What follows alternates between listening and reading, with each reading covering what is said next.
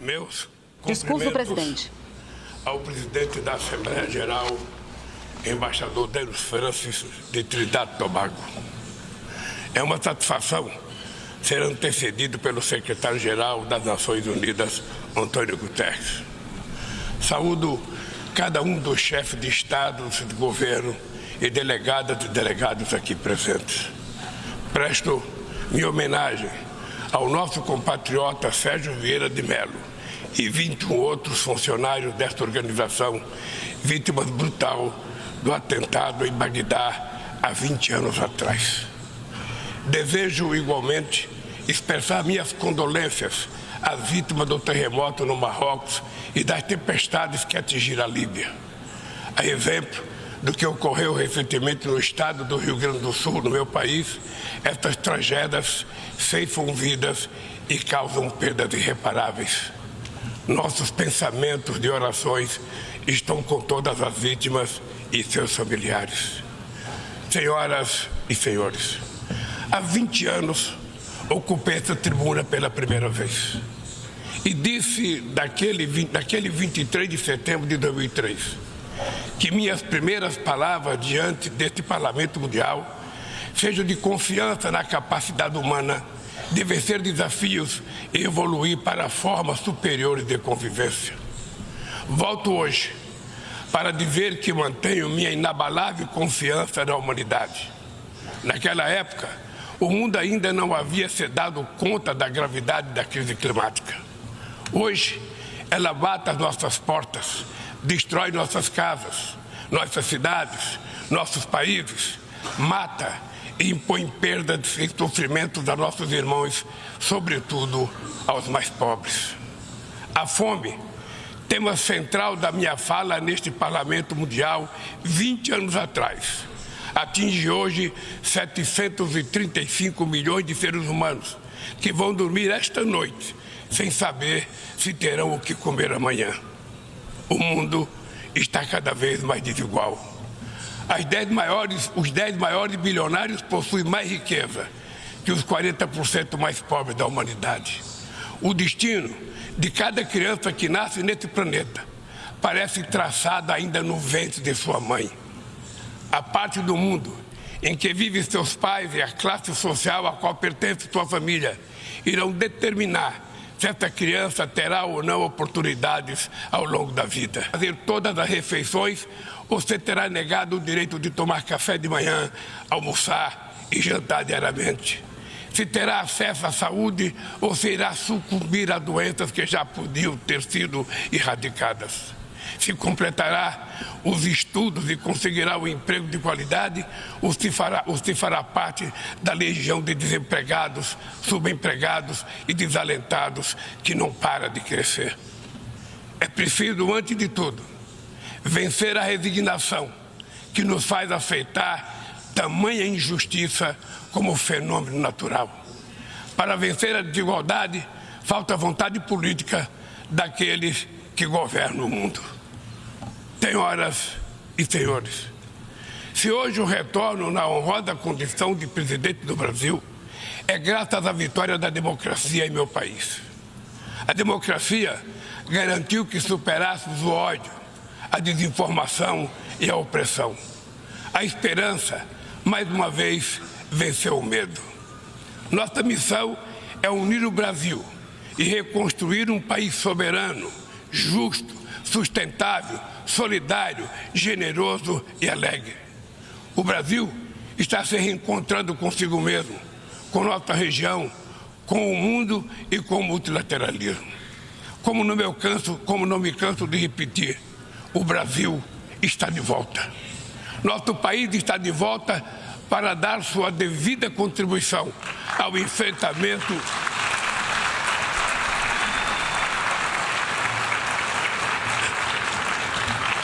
Nosso país está de volta para dar a sua devida contribuição ao enfrentamento dos principais desafios globais. Resgatamos o universalismo da nossa política externa, marcada por diálogo respeitoso com todos. A comunidade internacional está mergulhada em um turbilhão de crises múltiplas e simultâneas. A pandemia da Covid-19 crise climática e a insegurança alimentar e energética ampliada por crescentes tensões geopolíticas. O racismo, a intolerância e a xenofobia se alastram, ativadas por novas tecnologias criadas supostamente para nos aproximar. Se tivéssemos que resumir em uma única palavra este desafio, ela seria desigualdade. A desigualdade está na raiz destes fenômenos ou atua para agravá-los. A mais ampla e mais ambiciosa ação coletiva da ONU, voltada para o desenvolvimento, a Agenda 2030, pode se transformar no seu maior fracasso. Estamos na metade do período de implantação e ainda muito distante das metas definidas. A maior parte dos objetivos de desenvolvimento sustentável caminha em ritmo muito lento. O imperativo moral e político de erradicar a pobreza e acabar com a fome parece estar anestesiado. Nesses 7 anos que nos restam, a redução da desigualdade dentro dos países e entre eles deveria se tornar o objetivo síntese da Agenda 2030. Reduzir as desigualdades dentro dos países requer incluir os pobres nos orçamentos nacionais e fazer os ricos pagar impostos proporcionais ao seu patrimônio. No Brasil, estamos comprometidos a implementar todos os 17 Objetivos de Desenvolvimento Sustentável de maneira integrada e indivisível. Queremos alcançar a igualdade racial na sociedade brasileira por meio de um 18º objetivo que adotaremos voluntariamente.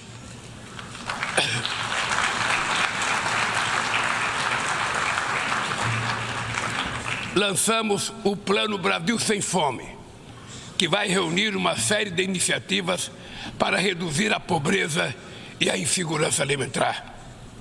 Entre elas está o Bolsa Família, que se tornou referência mundial em programa de transferência de renda para famílias que mantêm suas crianças vacinadas e na escola. Inspirados na brasileira Berta Lutz, pioneira na defesa da igualdade de gênero na Carta da ONU, aprovamos a lei que torna obrigatória a igualdade salarial entre mulheres e homens no exercício da mesma função.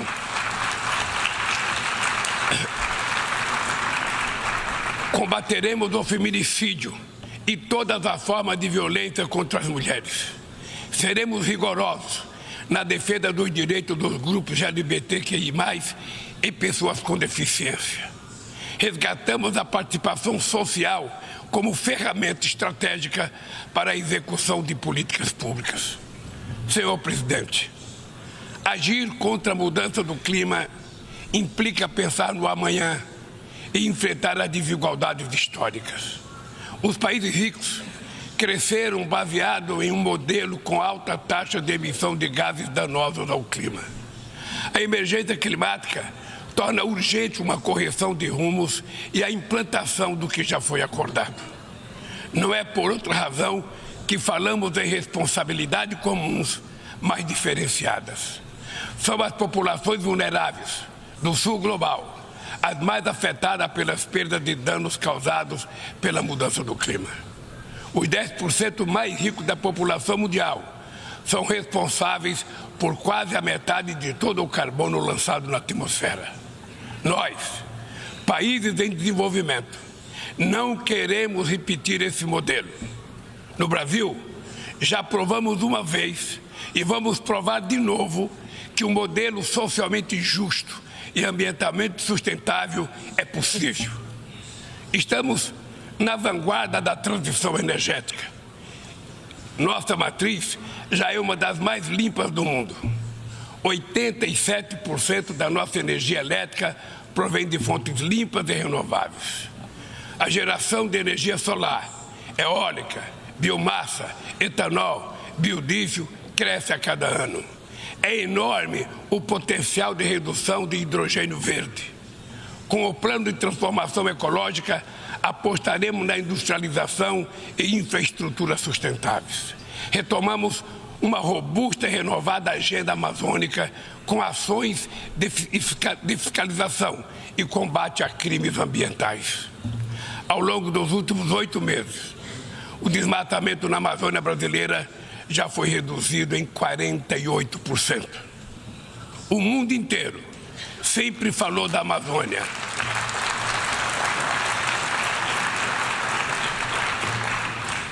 O mundo inteiro sempre falou da Amazônia. Agora é a Amazônia que está falando por si mesma. Sediamos há um mês a cúpula de Belém no coração da Amazônia e lançamos uma nova agenda de colaboração entre os países que fazem parte daquele bioma. Somos 50 milhões de sul-americanos, amazônidas, cujo futuro depende da ação decisiva e coordenada dos países que detêm soberania sobre os territórios da região. Também aprofundamos o diálogo com outros países detentores de florestas tropicais da África e da Ásia. Queremos chegar à COP28 em Dubai com uma visão conjunta que reflita sem qualquer tutela as prioridades de preservação das bacias amazônicas do Congo e do Bornéu-Mekong, a partir das nossas próprias necessidades. Sem mobilização de recursos financeiros e tecnológicos, não há como implementar o que decidimos no Acordo de Paris e no Marco Global da Biodiversidade.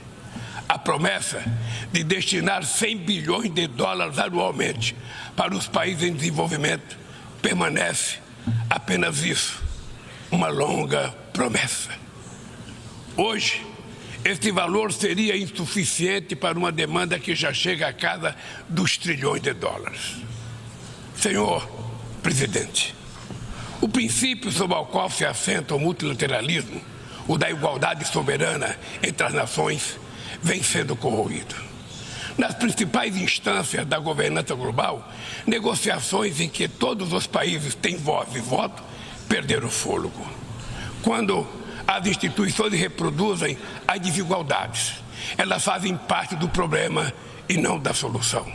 No ano passado, o FMI disponibilizou 160 bilhões de dólares em direitos especiais de saque para países europeus e apenas 34 bilhões para os países africanos. A representação desigual e distorcida na direção do FMI e do Banco Mundial é inaceitável.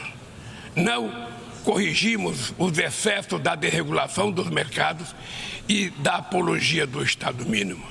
As bases de uma nova governança econômica não foram lançadas. Os BRICS surgiu na esteira desse mobilismo e constitui uma plataforma estratégica para promover a cooperação entre países emergentes.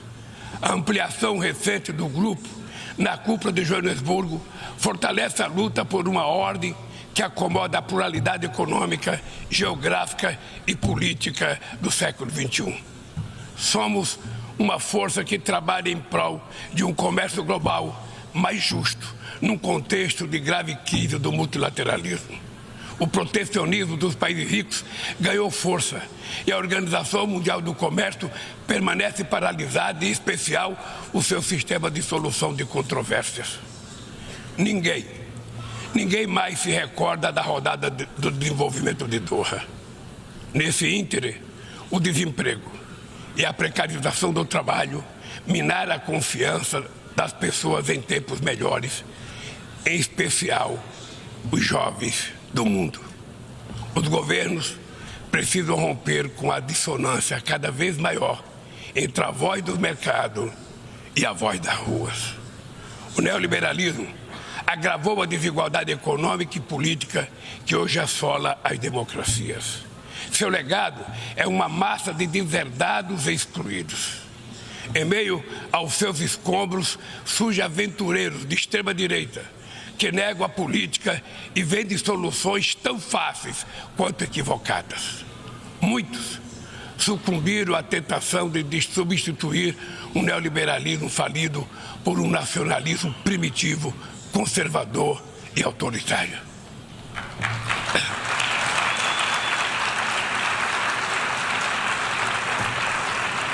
Repudiamos uma agenda que utiliza os imigrantes como bodes expiatórios, que corrói o estado de bem-estar e que investe contra o direito dos trabalhadores. Precisamos resgatar as melhores tradições humanistas que inspiraram a criação da ONU. Políticas ativas de inclusão nos planos cultural, educacional e digital são essenciais para a promoção dos valores democráticos e da defesa do Estado de Direito. É fundamental preservar a liberdade de imprensa. Um jornalista como Julian Assange não pode ser punido por informar a sociedade de maneira transparente e legítima.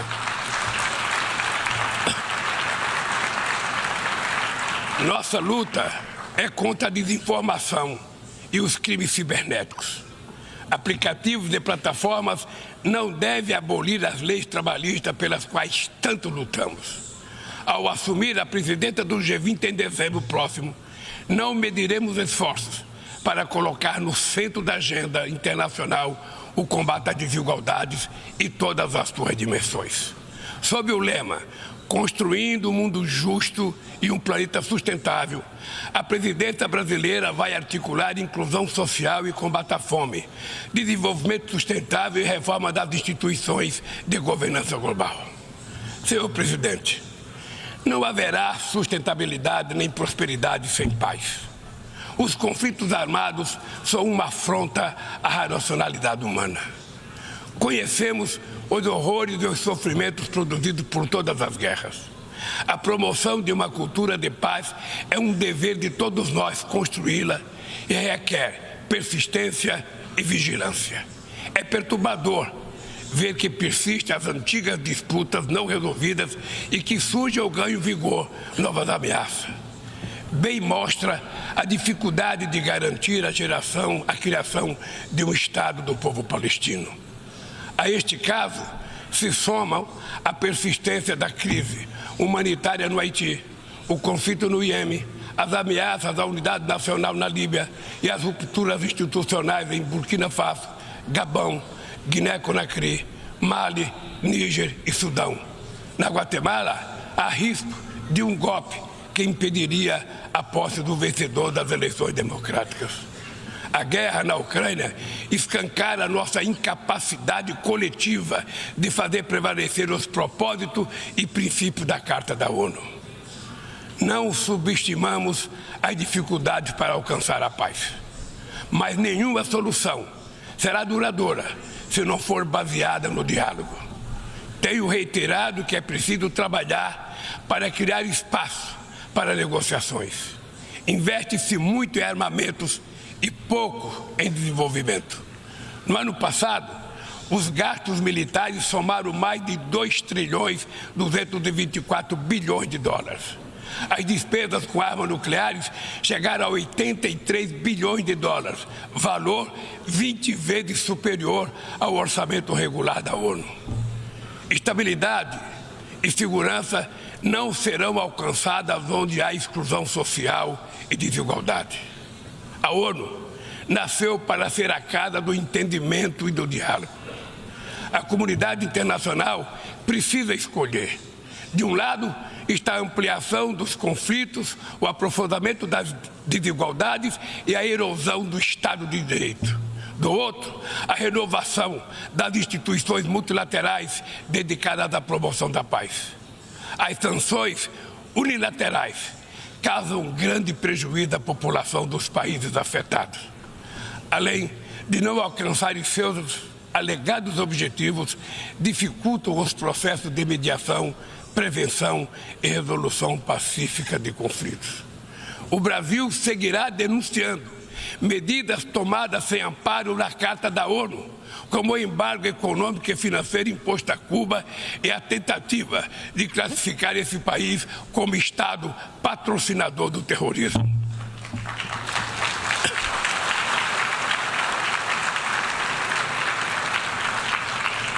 Continuaremos críticos a toda tentativa de dividir o mundo em zona de influência e de reeditar a Guerra Fria. O Conselho de Segurança da ONU vem perdendo progressivamente a sua credibilidade. Essa fragilidade decorre, em particular, da ação de seus membros permanentes, que travam guerras não autorizadas em busca de expansão territorial ou de mudança de regime. Esta paralisia é a prova mais eloquente da necessidade e urgência de reformá-lo, conferindo-lhe maior representatividade e eficácia. Senhoras e senhores, a desigualdade precisa inspirar indignação. Indignação com a fome, a pobreza, a guerra, o desrespeito ao ser humano. Somente movidos pela força da indignação, poderemos agir com vontade e determinação para vencer a desigualdade e transformar efetivamente o mundo ao nosso redor. A ONU precisa cumprir seu papel de construtora de um mundo mais justo, solidário e fraterno. Mas só o fará se seus membros tiverem a coragem de proclamar sua indignação com a desigualdade e trabalhar incansavelmente para superá-la. Eu quero dizer muito obrigado a todos vocês.